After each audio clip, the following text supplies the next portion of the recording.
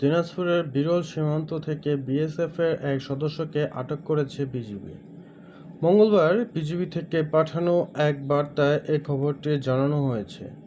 BGB সূত্রে জানা গেছে, উৎপল কুমার দাস নামের এক বিএসএফকে বাংলাদেশের সীমান্তে দেখতে পেয়ে আটক করে বিজিবি সদস্যরা।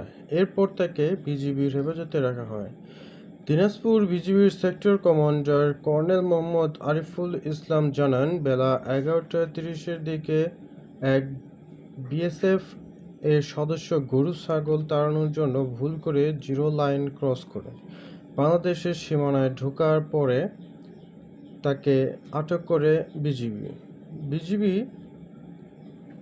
বিষয়টি বিএসএফের কর্মকর্তাদের অবহিত করা হয়। বিজিবি ও বিএসএফের কর্মকর্তাদের আলোচনা করে তাকে ফেরত দেওয়া হবে বলে প্রাথমিকভাবে জানানো হয় এবং বিকেলে বিজিবি ও বিএসএফ পতাকা বৈঠকের মাধ্যমে সেই বিএসএফ সৈনিককে ছেড়ে দেওয়া হয় বলে জানান 42 বিজিবি অধিনায়ক লেফটেন্যান্ট কর্নেল আহসানুল ইসলাম।